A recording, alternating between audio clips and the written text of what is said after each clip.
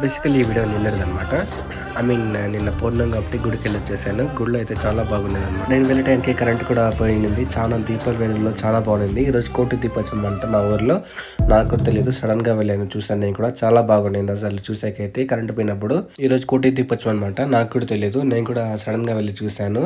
కోటి దీపోత్సవం అంట మా ఊర్లో. చాలా బాగా చేశారనమాట.